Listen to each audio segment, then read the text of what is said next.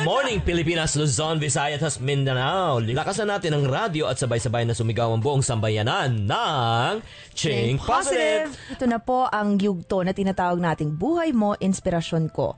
Kilalanin po natin ang isang chemical engineer na nag-top sa board exams pero binayaran ng napakaliit na sweldo sa una niyang trabaho. Ano ang ginawa ng isang chemical engineer para mapabilang sa matagumpay na top 19 elite global ambassadors ng isang networking company? Please welcome to Ching Positive, Jogi Guillermo. Good morning. Good morning. Good morning, good morning, Jogi. Christina, good morning. Yes. Maraming salamat sa iyong pagdalo dito. Sige, Christina, first question. Siguro kasi, Jogi, alam mo, mahirap for us to process kung paano ka naging underpaid. Okay? Given us, nakalagay nga dito na isa kang chemical engineer. Di hamak na talagang mataas na kurso yan. And I'm sure, ibang klase din yung, sabihin natin, yung pinagdaanan mo para makamit mo yung title. Not just the title, but even yung, di ba, yung mga exams na kailangan mong ipasa.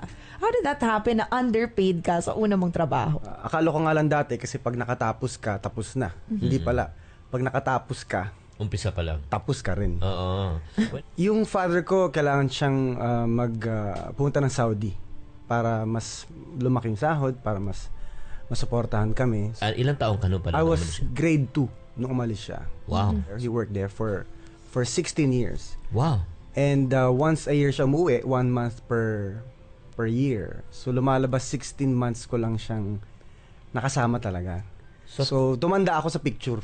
So technically, you are an OFW child. Yes.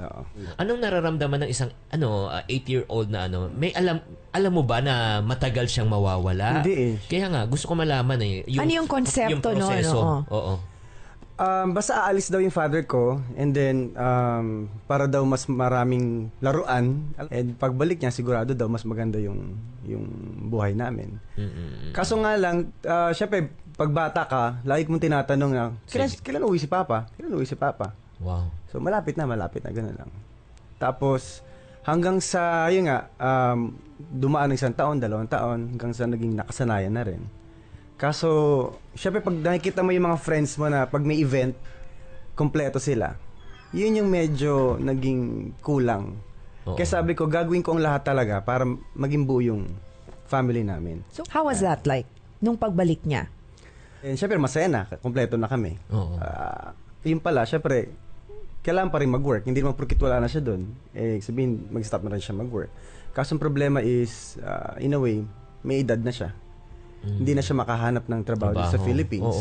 Iba na yung orientation dito. Oo. So, ibig sabihin, 16 na taon na nagtrabaho, pagbalik dito, ubos din. Yeah, yung naipon nila for 16 years, naubos in just 6 months. Wow! That's crazy. Oo. So, ako na talaga, ako yung naging breadwinner sa amin. Kaso nga lang, ang dilema ko is, sa sahod ko, malabo. Pinakamatinding pagsubok na dinaanan mo nung, syempre, di ba, question mark yan liit ng sweldo ko, tapos nothing is really working.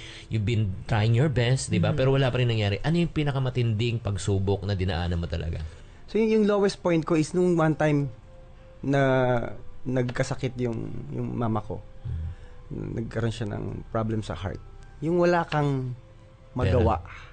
So, kailangan lang humingi ng tulong sa kamag-anak sa US.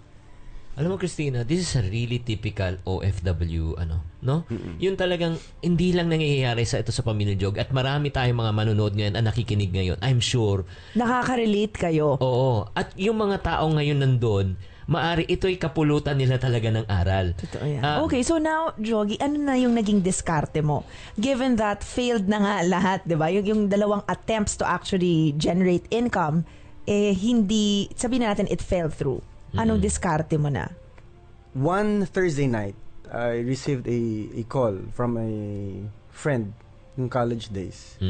Hanggang sa mayroon siya daw na-meet na engineer din, about my age, na was making big 6 figures per month. Pag ganyan kasi, I believe kaya yumaman na isang tao, bakit kumikita ng maganda? Kasi meron lang siyang alam na hindi ko lang alam. So, kailangan ko lang alamin ko ano yun. Kasi meron din silang ginagawa na hindi ko lang ginagawa. So, yun pala, networking. So, nung una, ayoko kasi sabi ko, hindi ko yan linya. Kasi dalawa klase ng tao may career-oriented and may result-oriented.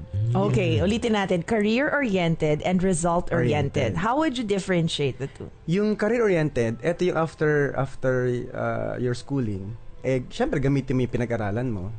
And to the point na it doesn't matter kung magkano income mo, importante masaya ka sa ginagawa mo. Okay, Yun yun Galing ako doon. Parang madaming taong nanlilinya sa ganyang category. Hello. Okay. Nag-enjoy, pero every paycheck, yung pera, dumadaan lang sa kamay. So ano naman yung result-oriented? Ito naman yung, it doesn't matter kung anong ginagawa mo, basta moral, legal, ethical. Importante yung take home mo for your family. So nung nakita ko yung resulta na tong tao na to, sabi ko gusto ko yan, kahit di ko niya yan, gagawin ko talaga yan. Hanggang sa pinag-aralan ko siya. Kasi kailangan yun eh. And I believe you have to master your craft. And kailangan mong matuto sa ibang tao. Kasi the fastest is to learn from other people's experience. Yun ang alam ko. Okay, so, and how would you make sense of yung discovery na kailangan mo pala talaga mag-transition? Diba? And to really set aside kung ano man yung pinag-aralan mo. At saka you have to remember, Chinky, mataas yung tinapos ni Jogi, diba? Chemical engineer siya. Kasi pinaka-problema ko doon, yung unang-una, yung pride ko eh. Kasi, syempre, diba, I'm a professional. Yes. Diba? So, kumbaga, ano sasabihin ng mga friends ko, bakit nandiyan ako sa ganitong klaseng linya. Pero sabi ko nga, you have to swallow your pride. Okay, Jogi, pwede maikwento ng mabilis, no? Yung ngayon, kung ano yung ginagawa mo. Oo. Now, I'm involved with AIM Global.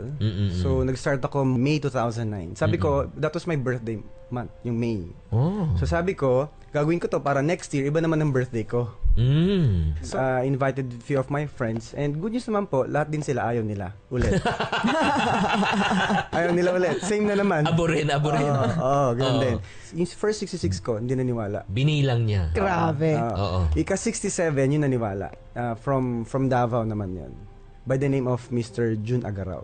Okay. So, itong Jun Agaraw, dating embalsamador to. In a matter of... embalsamador. Katakot. In a matter of 3 months, talagang, lumaki yung network niya. Okay. Nagkaroon siya ng first car niya, yung Montero Sport. Wow. And then, 6 figures per month na rin siya. Oo. And then, ngayon, na siya? 3 sasakyan. Latest car niya is Hummer. Wow. You know, Hummer? Martilyo. Of course. Ano yung tao mo? Yeah, direct ko to. Wow. Yan. And then, nakapagpatay na rin siya ng bahay sa Davao. Malaking bahay. Okay. So, nakakatawa kasi yung dati niyang background. Oo. Ngayon, iba na. So, yun yung nakakatawa kasi nakatulong ka na rin. Yung isa kong friend, yung kay 68 ko, pangalan is Michael Ditan. Nakita kami, galing siya ng US. Pagbalik, na sama ko dito. In a year, nagsi 6 figures na rin siya per month. Okay. So, kung itong mga nakausap mo, kahit na 66th or 67th and 68th sila, paano naman ikaw? 'Di ba? Kung nakatulong ka sa iba, paano naman na bago ang buhay mo? Because I think, Chinky, bago ka makatulong sa ibang tao, I think it's important na okay ka na rin sa mga pangangailangan mo. Everything should be covered before ka pa mag-abala, 'di ba, na tumulong sa iba. So ano yung mga naipundar mo? If we're talking about yung mga natulungan mo, nakapagpatayo ng bahay, may ganitong klaseng sasakyan, where does that leave you? Now I have 4 cars. Yes. Can I borrow one? Okay. Yung first ko is Pajero. Second ko is Tucson. Okay. Yung third ko is yung sports car na Nissan 350Z. And yung fourth ko is Hummer din. Okay, the reason why pinag-usapan natin to Chinky is because we want to highlight the fact na results-oriented siya. Okay? So, definitely, gusto niya yung end result. Kung ano man yung outcome. Diba? Kung ano yung mga naipundar mo. Ano naman ang feeling na, wow, di ba? Parang from being career-oriented, you shifted to being results-oriented. And yan na yung mga nakikita mo ngayon pag uwi mo sa bahay. Kasi naniniwala ko na kahit na hindi ko ginagamit yung profession ko, I'm still a chemical engineer. So, pwede kong balikan siya. Pero importante sa akin kasi is yung sa family talaga. So, noong una, yung wife ko, ayaw niya ako ulit mag-network na ulit. Pero dahil nasa kanya na yung ATM ko, mahal na daw niya ako. Ay, nako. Meaning, di ba, importante pa rin, resulta pa rin. Pero sa parents mo naman, interested ako sa parents ngayon. Ano naman yung kay mama, papa? Siyempre, di ba, una, sila Negative. negative. Mm-mm. Kasi sabi nila, sinayang ko daw yung career ko, yung pagiging engineer ko. So, pero nung siyempre nag-aabot ka na, mag-iiba talaga yung timpla. Ano sabi? Anak, paano sumali dyan? Naks naman. Sabi sa akin, buti na alak, hindi ka nakinig sa akin nung nagsimula ka. Alam mo, pinapakita namin yung mga pictures talaga. Iba, alam mo, I'm sure yung feeling ba? Ano ba ang pictures na nakita natin sa screen for the benefit of our radio listeners? Yung mga pictures na nung paano siya nagsimula, tapos paano ngayon siya nag-abroad, na bago yung buhay niya, kasama yung mga pamilya niya, travel nag-abroad lang siya. ng travel, di ba? Parang anong nararamdaman mo ngayon, Jogi? Anong nararamdaman mo? Cloud9 talaga ako ngayon. Kasi hindi ko na-expect naman na ganito rin yung mangyayari sa akin. So, nung umpisa kasi, sabi ko, susubukan ko lang. And sabi nga, hindi mo malaman para sa ito hanggang di mo sinubukan eh. So, yung family ko nga, nadadala ko na sa lugar na hindi namin dati napupuntahan and nakakapagbakasyon na kami. So, I've been to US na rin, Europe. Kakauwi ko lang galing Kuwait. Wow. And then, basta overwhelming yung feeling ko. Okay. Ano mapapayo mo naman sa mga tao ngayon? Medyo siguro ganun din. Transition, di ba? Tapos sabihin natin, career-oriented Yes. masyado and disgruntled sa salary na tinatanggap nila every month. Pero they feel na meron talaga silang potential to make more. Sa mga nag-iisip ngayon na if sa career na kinuha nila hindi sila happy or yung result nila hindi nila gusto, well, you just have to be open-minded. Kasi if you close your doors sa ibang opportunity, hindi mo makikita yung para sa kung saan ka para talaga. So, kung na-encounter mo yung ganitong klaseng business, well, sa akin, you have to, tignan mo lang. No? Pag-aralan mo. Kasi wala namang mawawala eh. And ang pinakamahirap kasi is, what if may mangyari sa'yo at hindi mo tinry? Bigla ka magiging successful. Ano yung kukwento mo? Yeah.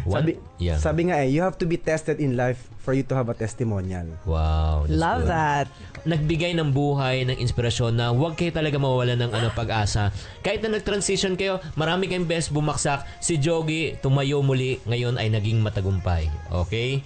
Parati namin sinasabi sa programang ito, to every problem, there's always a solution. If you're not part of the solution, you're part of the Problem. Always Think positive.